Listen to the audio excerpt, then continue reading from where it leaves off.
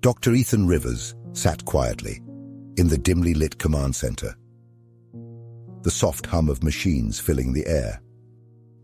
The room was filled with tension, but Ethan remained still, listening. For months, they had been tracking a signal from deep space, a signal no one outside this room knew about. As an expert in communications and signals, Ethan had been chosen for this task. He was the right person, in the right place. It had started as a faint transmission. At first it seemed distant, almost unimportant, but as the signal grew closer, so did the questions. Who was sending it? And what did they want?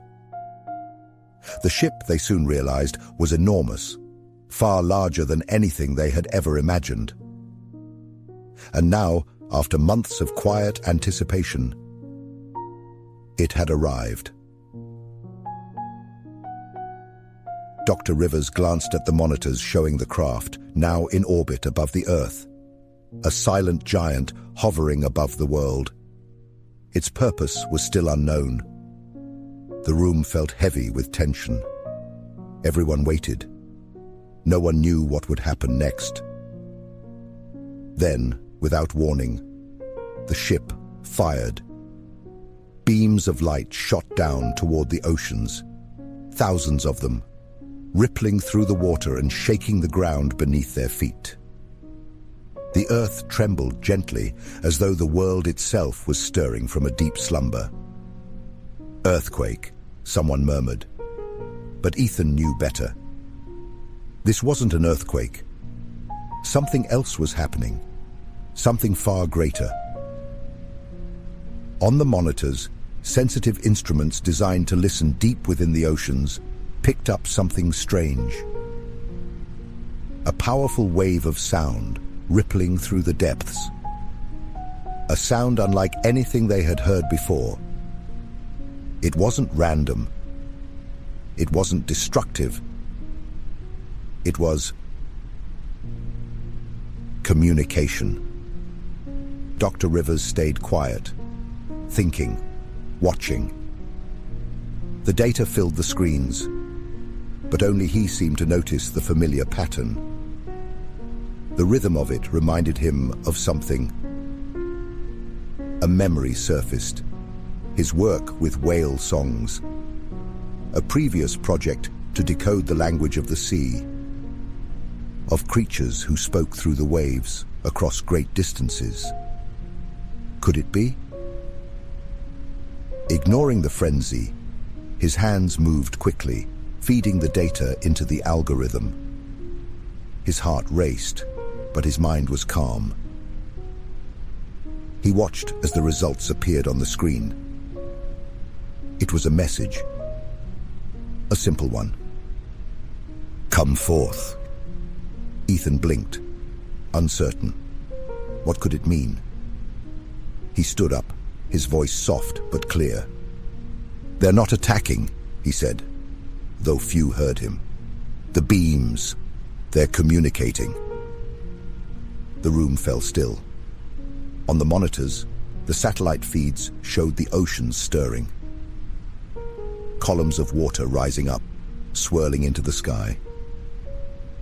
Within the beams of light, sea creatures began to rise. Whales, dolphins, fish, all being drawn toward the ship. Ethan's breath caught in his throat as he realized there was more to the message, something they had missed. The original signal they had been trying to decode for months. It wasn't meant for them. It was meant for the oceans. He worked quickly, running the original message through his system. The translation appeared, simple yet overwhelming in its clarity. Ethan spoke softly, his voice carrying across the silent room. The message, it wasn't meant for us. He pressed a button, and the room filled with the quiet sound of his voice, reading the translation aloud. "To our kin in the deep, we are coming for you. In 10 of your cycles around the Great Light, your world will face destruction. The land dwellers have not heeded our warnings. So we have come to this place to bring you home. The silence that followed was heavy. The screens showed the oceans emptying, one species at a time, disappearing into the beams of light. And then, the beams began to fade, and the ship turned away, its precious cargo stowed. The oceans now empty. No one moved, no one spoke. The enormity of it all weighed on them like a dark cloud. Dr. Rivers stood quietly, watching the room. For a moment, it was as though time itself slowed down. The best and brightest, the minds chosen from across the world, now panicked, overwhelmed by the realization of what was coming. Ethan looked around and saw not just fear, but something deeper. The will to survive. He thought about the message, about the 10 years they had left. Could humanity come together, not as divided nations, but as one? Could they stop the disaster that they are destined to create? Was 10 years enough time to change as a species for the better? Ethan didn't know, but something inside him, something deep and steady, whispered that it might be.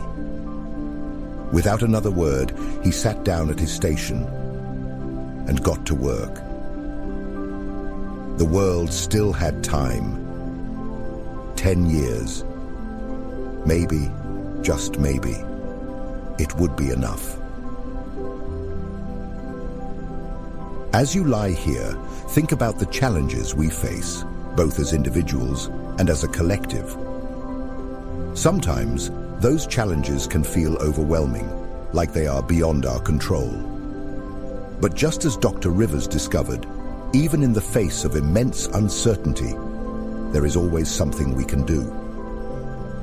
We have the power to act, to come together, and to find solutions.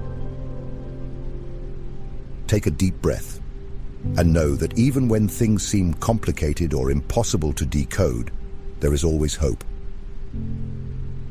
You can work through the challenges of your own life one step at a time, just as we, as a species, can come together to solve the bigger problems we face.